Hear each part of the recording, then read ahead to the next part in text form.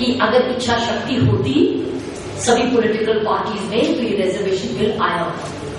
सो ये क्यों आना चाहिए, क्यों नहीं आया, हम सब समझ गए, इतनी अच्छे व्याख्यान हुए, ये क्लियर है। अब सवाल ये उठता है, जो प्रश्न हमारे सामने है कि हम करें क्या, क्यों करें, क्यों नहीं करें। आई थिंक दैट वो चीज क्लोज है। इस वक्त इशू ये है कि इससे आगे कहां जाए, क्या करें, क्योंकि पार्लियामेंट में ठीक है, राज्यसभा में आ गया, मार्शल्स की वजह से आ गया, किसी भी संघर्ष से आया और ये लैप्स भी होगा, वेरी गुड। बट अब क्या करें, जंतर मंतर रोज खड़े हो जाए, क्योंकि जंतर मंतर रोज खड़े होते काम नहीं होने वाला, क्योंकि वह उनको सुनाई नहीं देता।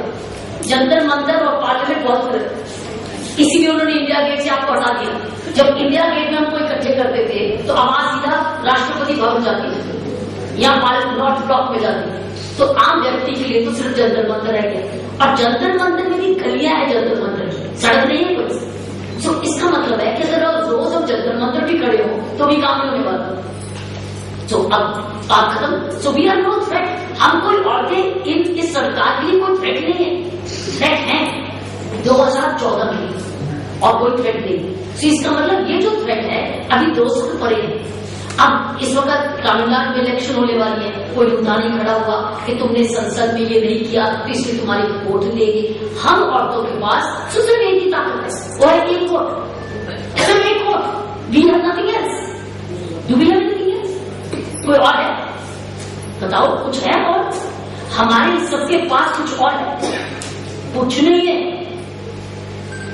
तो ये जो संघर्ष है ये यहां तक तो हमें ले आया, लेकिन ये संघर्ष अगर मेरी व्यू में कांग्रेस चाहे, मेरी व्यू में कांग्रेस चाहे, बीजेपी चाहे, लेफ्ट चाहे और नीतीश जी की पार्टी चाहे तो ये हो सकता है, लेकिन होगा नहीं, क्योंकि अंदर के लोग नहीं चाहते।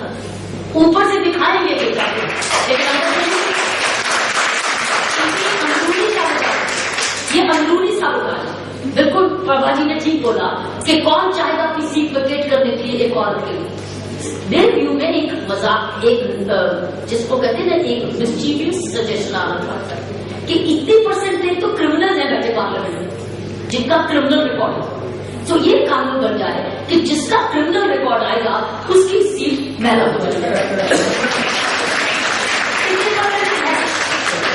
जिसके खिलाफ चार्ज लगा, रेप का चार्ज लगे, ऐसा संगीन अपराध लगे, वो सीट महिला को चली जाएगी। लेकिन ये है एक मजाक जो होने वाला नहीं है, तो मैंने सिर्फ उसको एनवायरमेंट को लाइट करने के लिए बोला है, ये होने वाला नहीं।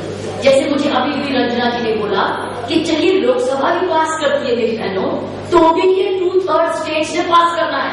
2/3 स्टेट्स कौन से पास करेंगे, कौन से 2/3 स्टेट्स? तो मुझे नहीं मालूम कि ये लॉटरी निकलने वाली है हम लोगों की जिंदगी के टाइम की, लेकिन आशावादी होने की वजह से मैं ये कहूंगी, चलिए राज्यसभा तक पहुंचा। हम कांग्रेस का सरकार का धन्यवाद करते हैं, पिछली सरकार का, जिसने इसको यहां तक पहुंचा दिया कि अब ये तलवार लटकी हुई है, लेकिन तलवार को छोड़ेगा कोई, क्योंकि अंदर की सारी सावधान। सो मैं एक ही बात कहूंगी कि हमारे पास और कोई हथियार नहीं, रोज जंतर मंतर इकट्ठे करने से कुछ नहीं पैदा होने वाला। लेकिन एक चीज जरूर है, इस वक्त जो कल सुषमा स्वराज जी ने लोकसभा में अखबार में पढ़ा कि उन्होंने फिर से मुद्दा उठाया, लीडर ऑफ ऑपोजिशन महिला है, leader of the Congress party महिला है, स्पीकर महिला है, प्रेसिडेंट महिला है। मुझे बताइए और क्या चाहिए, क्या चाहिए? और उधर वृंदा कराट भी क्लियरली इसके लिए बोलती है, तो सारे किधर है, तो फिर भी क्यों नहीं पास हो रहा? प्रश्न नहीं है। तो मेरा ख्याल है कि इनकी एक्चुअली अंदर की साबुताज है जो सामने नजर नहीं आता। तो ये पास मेरा ख्याल होने वाला, ये मेरा व्यू है। आई विश आई प्रूव लो कि हमारा तस्वीर ने आपने बोला था, देखा तुम साबित होगी, कल यहाँ साबित होगी, बड़ी खुशी है, तो कानून मिल गया। मैं नहीं समझ लूँ, हमको धीरे धीरे मीडिया के थ्रू एक चुनौती देनी पड़ेगी कि 2014 की जो इलेक्शन होगा, जनरल इलेक्शन, उसमें महिला तब आएगी वोट करने आपको पार्लियामेंट में अगर महिलाओं का तब तक आरक्षण हो चुका होगा।